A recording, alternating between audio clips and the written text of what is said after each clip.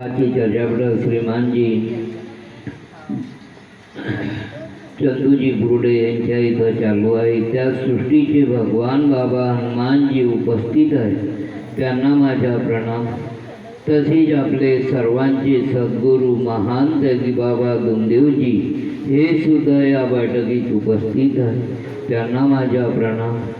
तसेच आपली लाडकी वाराणसी आई सुद्धा या बैठकीत उपस्थित आहे, तिलाही माझा प्रणाम। आजच्या बैठकीचे अध्यक्ष हेमराजजी वैद्य यांना माझा नमस्कार। तसेच आजच्या बैठकीला लाभलेले माझे ज्येष्ठ भाऊ सुधाकरजी वाडी भस्मे यांना माझा नमस्कार। आजच्या बैठकीला लाभलेले ज्येष्ठ सेवक, ज्येष्ठ सेविका बालगोपाळ सगळ्यांना माझा नमस्कार। पाया मार्गात जो येतो तो दुःखी येतो, सुखी कोणी येत नाही। खरंच दुःख आले म्हणूनच आपण या परमेश्वराचे पाय पकडले असं म्हणायला हरकत नाही। दुःख नसते आले तर कोणी या मार्गात आलं नसतं। दुःख आले, कुठेच काही आपल्याला चारा भेटला नाही, कुठेच आपल्याला रस्ता भेटला नाही, तेव्हा आपण या मार्गात आलो। नाही तर माझ्यासारखा व्यक्ती त्या मार्गात आला नसता, कारण की माझी पूजापाठच खूप होती। त्याही काळात मी मार्गात नव्हतो, तरी मी हे ठोका म्हणते हे म्हणते समजत नव्हतं मला, पण मी जर एक दोरा बांधला तर या ठोका दुरुस्त होत होता। मला कळत नव्हतं याला ठोका केला आहे का केला आहे। पण तिथं आपल्या शांतीनगरमध्ये एक बाई होती, गंगामाई अंगात येते म्हणे, ते सांगेन ते पाठवे। मी नुसता दोरा करू शनिवाऱ्या दिवशी न बांधून देऊ, खरोखर ठोकेवर ठोका कितीही असेल तर तो बसत होता। भगवंताची कृपा बचपनापासून असल्यासारखी होती। भगवंत आहे, भगवंताला मी खूप जवळून पाहिलं होतं लहानपणी, ती परिस्थिती खूप होती। पण भगवान आहे, आपण मानव आहे।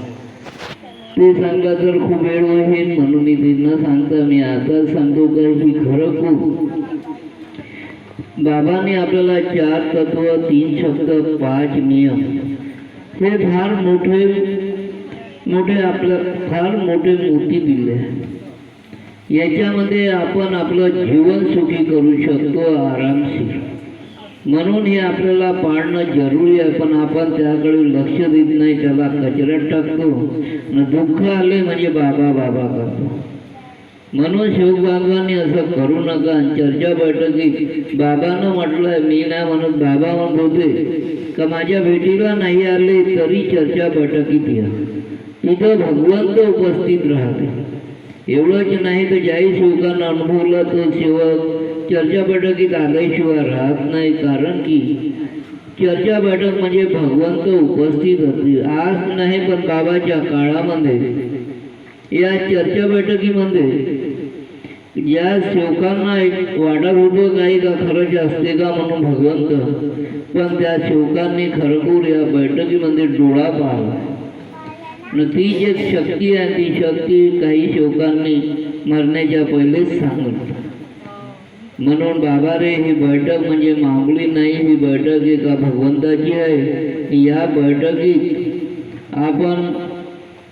आपण मार्गात आलो आहे, आपण दुःखी आहोत म्हणून आपण बाबाची सेवक आहोत। म्हणून चर्चा बैठकीमध्ये येणाऱ्या सेवकांना माझी एवढीच विनंती आहे का खरोखर लक्ष देऊन ऐका, कारण की कुणाच्या मुखातून भगवंत का बोलेल हे कुणालाच ठाऊक नाही। लहानशा मुलाच्याही मुखातून भगवंत बोलून घेईल आणि आपलं दुःख दूर होईल, यात काही मोठी गोष्ट नाही। म्हणून सेवक बांधवांना माझी आग्रहाची विनंती आहे का बैठकीला वेळेवर येण्याची कृपा करावी आणि बैठक वेळेवर चालू करावी, कारण की वेळेला महत्त्व देणं जरुरी आहे। कारण महान त्यागी बाबा गुमदेवजी जे वेळ दिले होते, कुठेही बाबाला आपण सांगितलं बाबा इतकं वाजता हवन आहे, त्या हवनाच्या 5 मिनिट बरोबर बाबा पहिले येत होते। जर कोणी काम धंद्यात आहे किंवा कुठं अडकला ही गोष्ट अलग आहे, पण बाबा वेळेवर हजर होते। इकडे खूप पाणी आला होता, जहाज होतं भंडाऱ्याकडे, एवढा पाणी येत होता की सगळे नदी नाले सवान झाले होते. दुसऱ्या दिवशी तो सेवक बाबाकडे आला. बाबा कसं यान का नाही, तुमचा दिवस घेतला आहे, तुमची तारीख घेतली आहे बाबा. तर बाबा त्याला का म्हटलं, तू जसा आला तसा वापीचा बाबा जरुरी.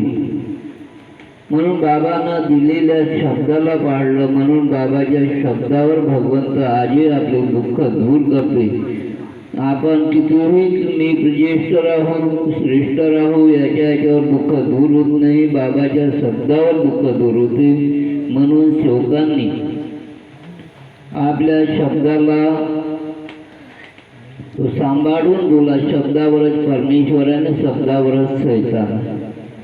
तसे जिजाबाईनं रागारागात आपल्या सूत्रालाच म्हटलं, तर हे कायची किटकिट, मी मेली असती तर बरं झालं असतं. आज परिस्थिती अशी आली तिच्यावर का मरण्याच्या पाळीमध्ये. म्हणून असे शब्द काढू नका. घर आहे, घर गृहस्थी आहे, घर गृहस्थीमध्ये कमी जास्त होतच राहते, चालतच राहणार हे जीवन. पण शब्द सांभाळून काढा. एवढंच बोलून मी आपले 2 शब्द समाप्त करतो.